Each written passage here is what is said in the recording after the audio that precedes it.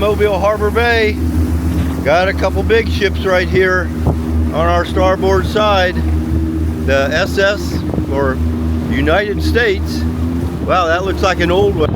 There's the open ocean right out there. We are leaving the port of Mobile, Alabama. They are offloading some big cargo ships right here beside us as we pass by. And there is the port of Mobile back in the distance. We are at Dog River Marina, tied up at the fuel dock, which is also our transient slip for the night. Interesting place. So there we are, tied up at the dock. This is where we fueled up, and it was hard getting to this fuel spot because you can see the long, narrow channel of Dog River Marina stretching out down there, and I had to go down it and then find this place which was, barely wide enough, and one engine in reverse, one engine forward, and managed to pivot in my own spot and then come back out to the fuel dock. But it wasn't easy doing that, and so we're going to just take a quick walk down Dog River Marina. Dog River Marina, again, just south of Mobile. And what's kind of neat about it, I guess the reason I had to pull in here for a transient slip is they have a West Marine store located on premises here. So I had to order a waste filler cap for the boat because mine was frozen shut. We could not pump out our waste tank because the waste cap filler was corroded shut. So I had to buy a new one, and sometime within the next few days I will put that one in. But it's an interesting walk along the gangplank here at Dog River Marina. If you're not watching what you're doing, you could easily walk right off the edge of this gangplank. But this is a full service marina, so they do a little bit of everything here. Full service marina, and I guess that's why it had a West Marine store located right here pretty much on premises. And after the walk through Dog River Marina, here we are back at our boat, the SV Cheshire Cat. And they have a little bar across the way that right now they're playing some Hootie and the Blowfish. There they are, across the way, Hootie and the Blowfish. Here we are, a couple days into the trip across the Gulf. We're only going about 3 knots, maybe, about 3 knots. But we only got we have less than 7 knots of wind. So that's not too bad, I guess, but we got a long ways to go. Listening to Mateo's whaling music, and we got a real nice sunset coming up tonight. So Mateo's making dinner, and we're about ready to eat and enjoy the sunset and keep sailing all night long. Picked up this passenger a little bit ago. He had been flying around our boat fishing. And now we just happened to look up, and there he is sitting on the front of our boat. Not exactly sure what kind he is. He's not a seagull, but something close. And it's getting to be dinner time. And there's the sunset in the west. Got some dolphins playing off the boat right here. Right here.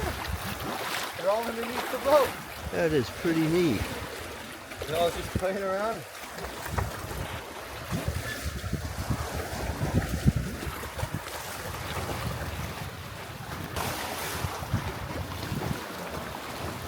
Got a lot of dolphins.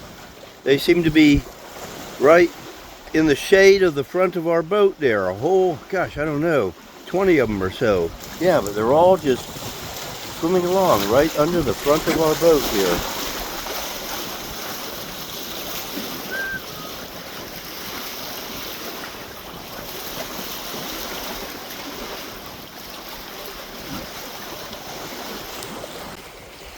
So there is a baby right there swimming along. I think that there came up right there. Cute little baby dolphin. Nothing like a night at sea in the middle of the Gulf with a lot of problems. Our lithium battery bank, the Solux, was down to 8%. So we are running the generator right now to recharge that. And it's back up to like 55%, so that's doing a pretty good job. But besides that, in the middle of the night, the autopilot quit working, and the chart plotter was flickering on and off and eventually dying. So we were hand steering all night long, no autopilot, and whenever the chart plotter would go completely out, then we had no source of light. And so we were back to like headlamps and using the old-fashioned compass and the feel of the wind on your face. And you know, those noises off the side of the boat all of a sudden start to sound a little scary. So it seems like the chart plotter and the autopilot were drawing too much power from the same source, is what we finally figured might be the problem.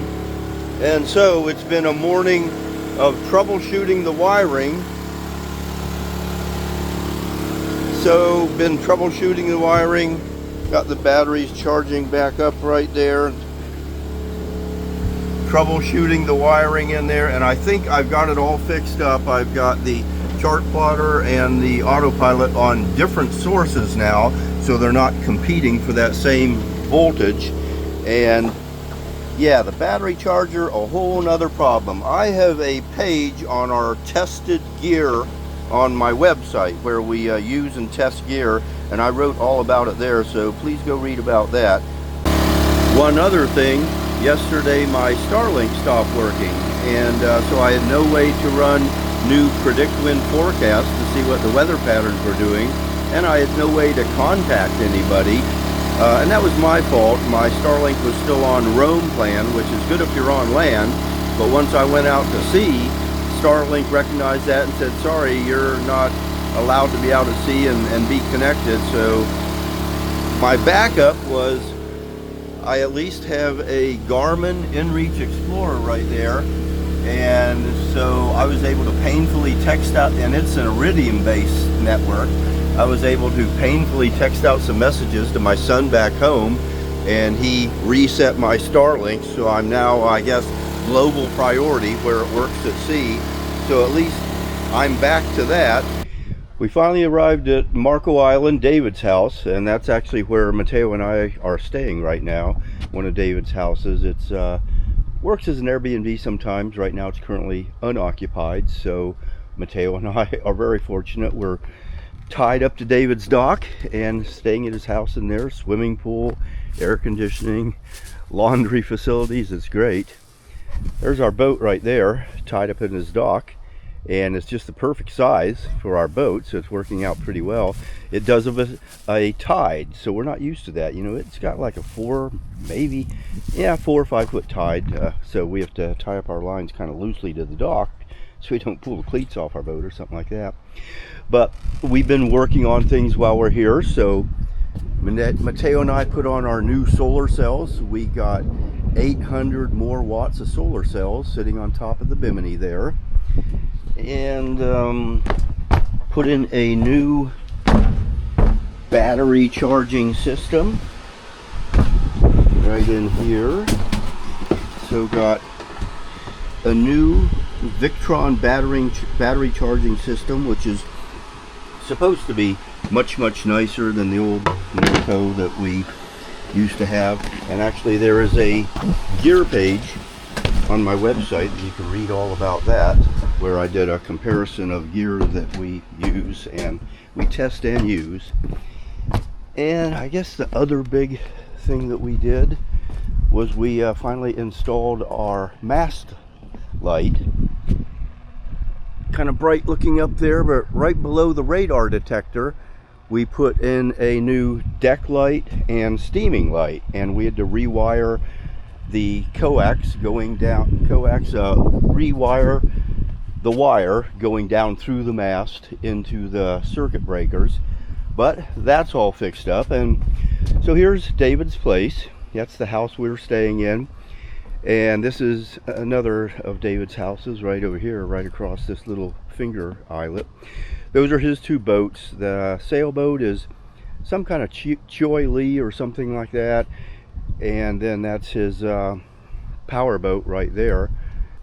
So we took a ride on the David's Marquis last night, took it out for a sunset cruise, and Dana and Teresa drove down from Port Charlotte, and it was very fun.